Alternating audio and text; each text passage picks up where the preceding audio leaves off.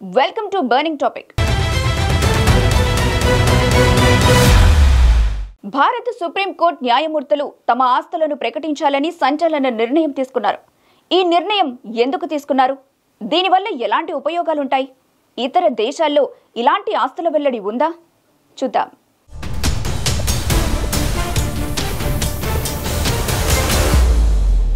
న్యాయ వ్యవస్థలో పారదర్శకత, విశ్వసనీయతను పెంచడం కోసం సుప్రీంకోర్టు న్యాయమూర్తులు తమ ఆస్తులను ప్రకటించాలని నిర్ణయం తీసుకున్నారు. ఇటీవల ఢిల్లీ హైకోర్టు న్యాయమూర్తి యశ్వంత్ వర్మ ఇంట్లో భారీగా నగదు కనిపించిన ఘటన తర్వాత ఈ ఆస్తుల ప్రకటన వ్యవహారంపై విస్తృత చర్చ జరిగింది. ఈ సంఘటన తర్వాత న్యాయమూర్తులపై అనుమానాలు తెచ్చింది. దీంతో ప్రజల్లో నమ్మకం కలిగించడానికి ఆస్తుల వెల్లడి అవసరమని న్యాయమూర్తులు భావించారు. 1997లోనే ఆస్తులు చీఫ్ జస్టిస్ కు చెప్పాలని నిర్ణయం ఉంది. కానీ ఇప్పుడు దాన్ని బహిరంగం చేయాలని నిర్ణయించారు. న్యూఢిల్లీలో జరిగిన సుప్రీంకోర్టు ఫుల్ కోర్టు సమావేశంలో ఈ నిర్ణయం తీసుకున్నారు. 33 మంది సుప్రీంకోర్టు న్యాయమూర్తులు ఈ సమావేశంలో పాల్గొన్నారు. ఇక్కడే తమ ఆస్తులను సుప్రీంకోర్టు వెబ్సైట్ లో ప్రకటించాలని ఏకగ్రీవంగా నిర్ణయించారు. ఈ నిర్ణయం స్వచ్ఛందంగా ఉంటుందని, భవిష్యత్ న్యాయమూర్తులకు వర్తిస్తుందని చెప్పారు. అయితే ఇప్పుడు ఆస్తుల వివరాలు ఎలా ప్రచురించాలనే సాంకేతిక అంశాలను పరిశీలిస్తున్నారు.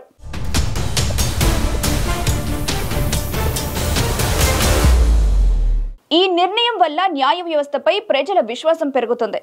ఆస్తుల వెల్లడి వల్ల న్యాయమూర్తుల బాధ్యత, సమగ్రత స్పష్టమవుతాయి. అవినీతి ఆరోపణలను తగ్గించడంలో సహాయపడుతుంది. ప్రభుత్వ అధికారులు, ఎంపీలు ఆస్తులు ప్రకటిస్తున్నప్పుడు న్యాయమూర్తులు కూడా అదే చేయడం సమానత్వాన్ని చూపిస్తుంది. ఇది న్యాయ వ్యవస్థను మరింత బలంగా, పారదర్శకంగా చేస్తుందని నిపుణులు అంటున్నారు.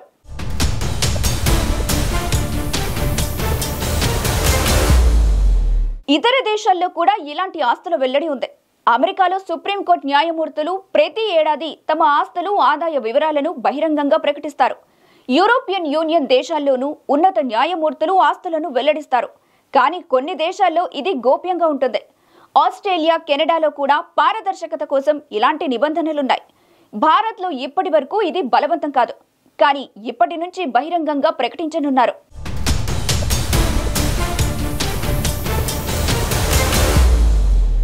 ఈ నిర్ణయం న్యాయ వ్యవస్థలో పెను మార్పును తీసుకొస్తుందని నిపుణులు అంటున్నారు.